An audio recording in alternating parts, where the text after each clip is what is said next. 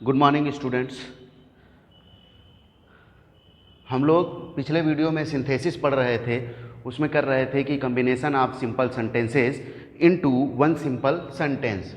तो आपका पार्टिसिपल की सहायता से कैसे दो या दो से अधिक सिंपल सेंटेंस को जोड़ें वो हो गया था। उसके बाद फिर आप लोगों ने सीखा था नॉमिनेटिव एब्सोल्यूट की सहायता से। आज हम लोग सीखेंगे कि combination of simple sentences by using infinitive. Combination of simple sentences by using infinitive. Infinitive की सहायता से कैसे दो या दो से अधिक सिंपल सेंटेंस को मिलाकर एक सिंपल सेंटेंस बनाया जाए। तो चैप्टर हमारा कौन सा चल रहा है? सिंथेसिस फर्स्ट ईयर और 12th का जो है कॉमन चैप्टर है, तो ये आप लोगों को करने हैं। तो फर्स्ट ईयर और 12th दोनों के लिए जो है ये इम्पॉर्टेंट चैप्टर है। 2 नंबर का आपके जो है इससे जो है आता है बोर्ड एग्ज़ाम में, 2 नंबर का इससे पूछा जाता है। तो जितने भी लोगों ने अभी तक चैनल को सब्सक्राइब नहीं किया है वो सभी लोग अपने स्कूल के channel SBN inter college Narpat Kheda Para Lucknow को जो है सब्सक्राइब कर लें और बेल आइकन को प्रेस कर लें, जिससे आने वाली नई वीडियो की नोटिफिकेशन आप लोगों को मिलती जाए। चलिए देखिए क्या हमें पढ़ना है। Combination of simple sentences by using infinitive. Infinitive की सहायता से कैसे दो या दो से अधिक सिंपल सेंटेंस को मिलाकर एक सिंपल सेंटेंस बनाया जाता है, ये हमें सीखना है। तो जैसे आप लोग करते थे पार्टिसिपल समय, जैसे प्रेजेंट पार्टिसिपल था तो वर्ब की ING फॉर्म लगाने से, तो वैसे ही ये इन्फिनेटिव है। इन्फिनेटिव का निर्माण कैसे होता है, सबसे पहला पॉइंट आप लोग लिखेंगे। इन्फिनेटिव का निर्माण कैसे होता है? वर्ब से पहले टू लगाने से। ध्यान रखिएगा, वर्ब से पहले टू लगाने से इन्फिनेटिव का निर्माण होता है। तो आप लोग पहला पॉइंट क्या याद रखेंगे कि इन्फिनेटिव का निर्माण कैसे होता है? वर्ब से पहले टू का प्रयोग करने से। वर्ब से पहले टू का प्रयोग करने से, इसे लिख लेंगे। वर्ब से पहले टू का प्रयोग करने से, टू का प्रयोग करने से इन्फिनेटिव का निर्माण होता है। समझ गए? दूसरा पॉइंट, कुछ कंडीशंस होगी, जैसे हमारी जो है बाकी सब में कुछ कंडीशंस थी वैसे इसे यहाँ भी कुछ कंडीशन होंगी कि हम कब इन्फिनेटिव का निर्माण करें। तो देखिए दोनों वाक्यों में सब्जेक्ट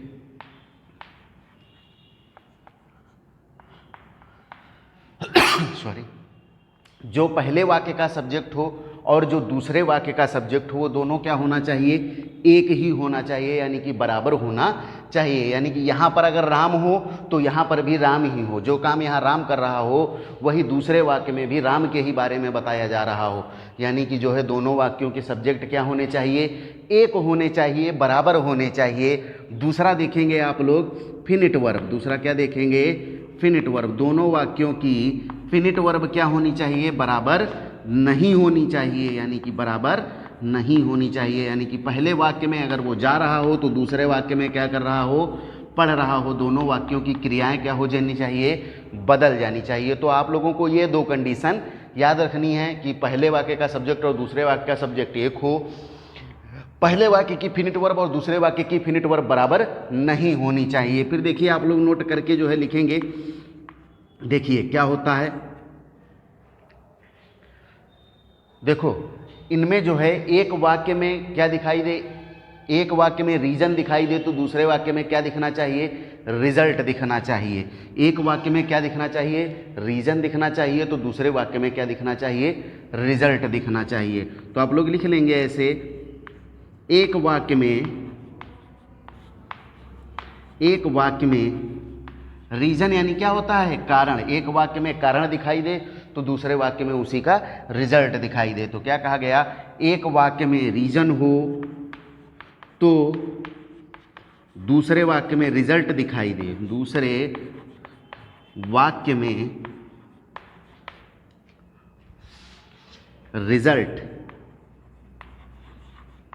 रिजल्ट का बोध हो या दिखाई दे। तो आप लोग समझ गए कि दोनों वाक्यों में किसका संबंध होना चाहिए? एक वाक्य में रीजन हो तो दूसरे वाक्य में रिजल्ट दिखाई दे। फिर देखिए या, देखिए आप लोग, या अगर जो है ये कंडीशन नहीं मिलती है आप लोगों को, रीजन रिजल्ट वाली कंडीशन नहीं मिलती है, तो वाक्यों में क्या दिखाई देना चाहिए? एम दिखाई देना चाहिए, यानी कि उद्देश्य दिखाई देना चाहिए। क्या दिखाई देना चाहिए? उद्देश्य, एम दिखाई देना चाहिए कि वो ये कर रहा है तो उसका उद्देश्य क्या है। समझ गए ना? एक आप लोग इसको फिर से एक बार देख लीजिए।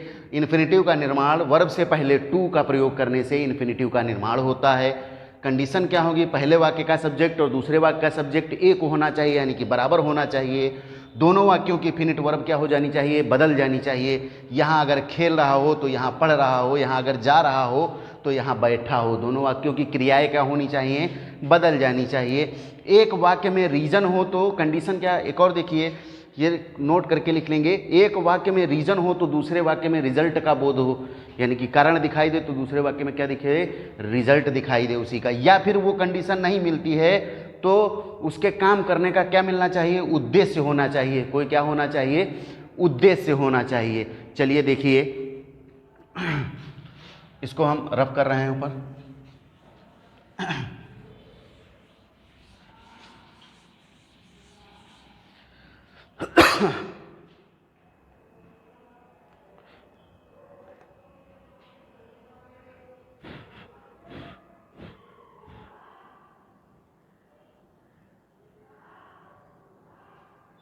देखिए इसके बाद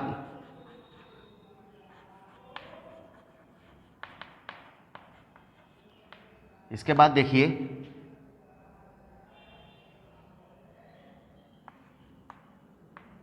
इसके बाद देखिए, दो वाक्य होंगे तो दोनों वाक्यों में क्रियाएं लगी होंगी।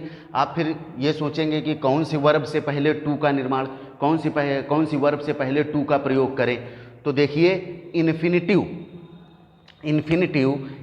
आपको पता है किससे बनता है? वर्ब से पहले टू लगाने से।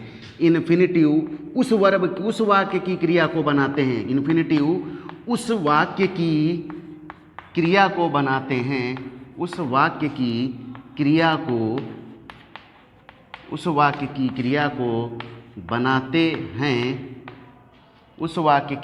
को बनाते हैं। जिसमें क्या दिखाई दे?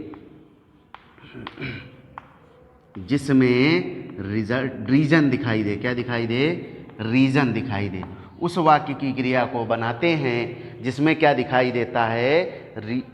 रिजल्ट दिखाई देता है। क्या दिखाई देता है? सॉरी, यहाँ पर आप लोग लिख लेंगे क्या? रिजल्ट दिखाई देता है। उस वाक्य की क्रिया को बनाते हैं जिसमें क्या दिखाई देता है? रिजल्ट दिखाई देता है। चलिए, अब इतना आप लोगों ने कर लिया। अब हम लोग जो है एग्जाम्पल की सहायता से इसको जो है और आसानी से पढ़ते हैं। देखिए,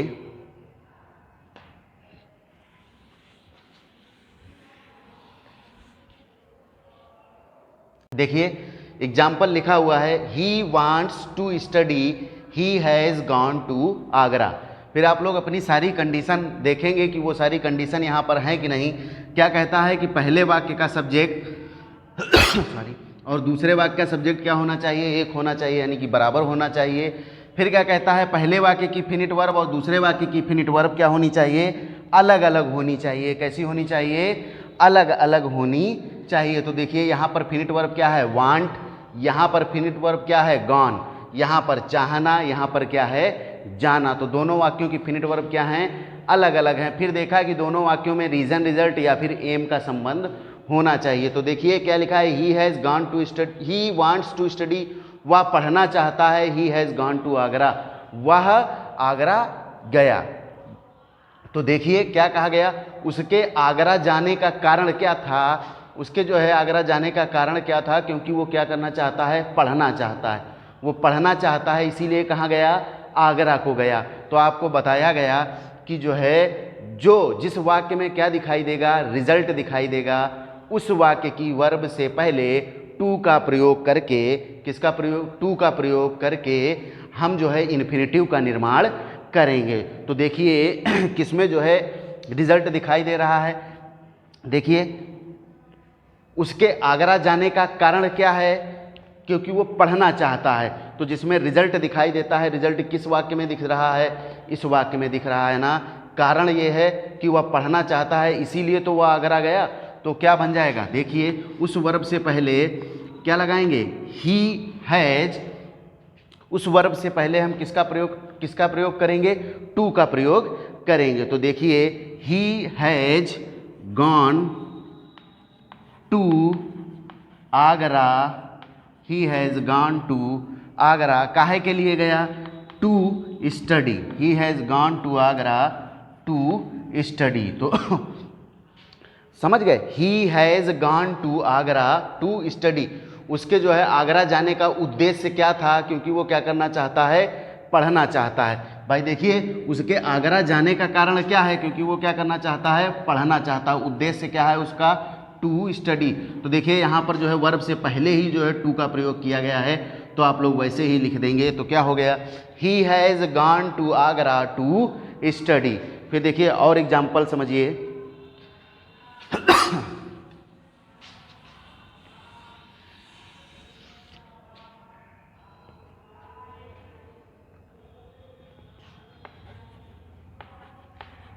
Ravi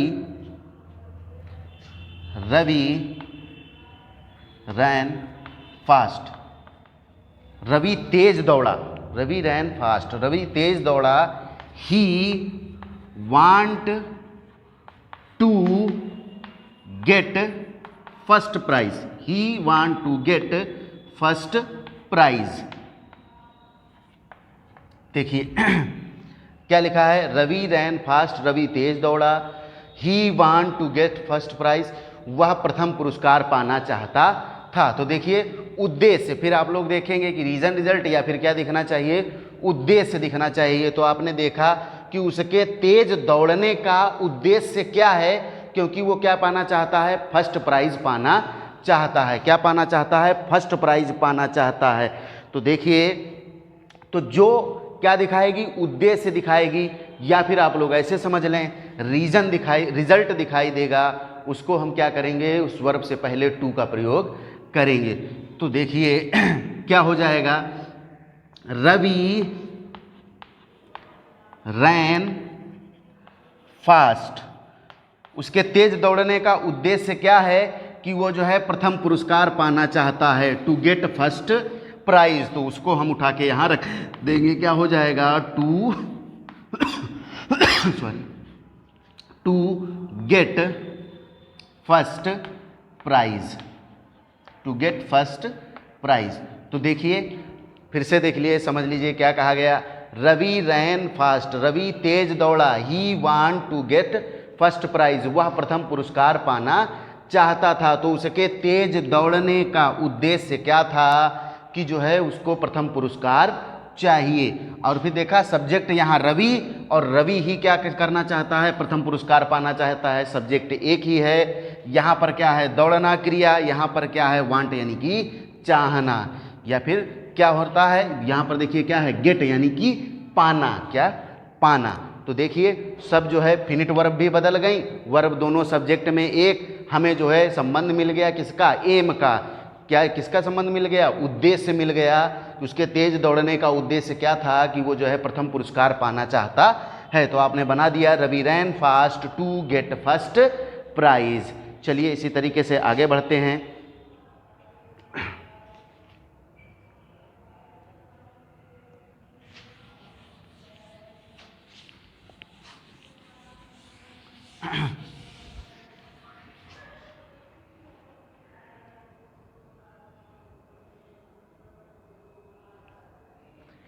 He is very weak. He is very weak. He is very weak. He cannot read this book. Cannot read this book.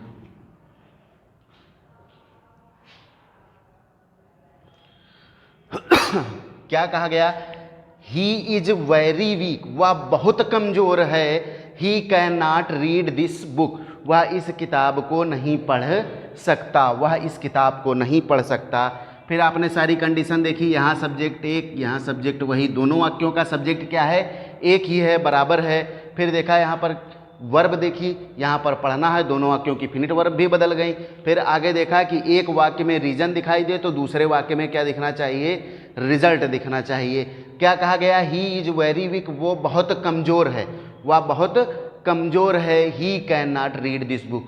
तो यहाँ पर क्या है कि उसके जो है वो किताब नहीं पढ़ पा रहा है, तो उसका रीज़न क्या है कि वह बहुत कमज़ोर है। तो देखिए एक वाक्य में रीज़न दिख रहा है तो दूसरे वाक्य में क्या दिख रहा है, रिजल्ट का संबंध दिख रहा है। तो आप लोगों को पता है जिसमें रिजल्ट दिखता है, क्या दिखता है, रिजल्ट, उस वाक्य की वर्ब से पहले टू का प्रयोग करने से इन्फिनिटिव का निर्माण होता है। तो आप लोग जब इसको बनाएंगे तो क्या हो जाएगा, ही इज। अब ये देखो जब हम इसको जोड़ेंगे तो वेरी क्या हो जाएगा, टू हो जाएगा, क्या हो जाएगा, to. He is too weak. अब जो है क्या है, रिजल्ट क्या है, रिजल्ट क्या है उसका कि वो किताब नहीं पढ़ पा रहा है। He is too weak to read this book, he is too weak to read this book. समझ गए। और देखिए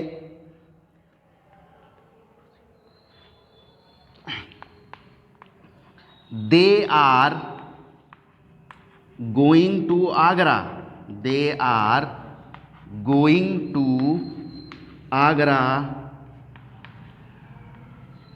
दे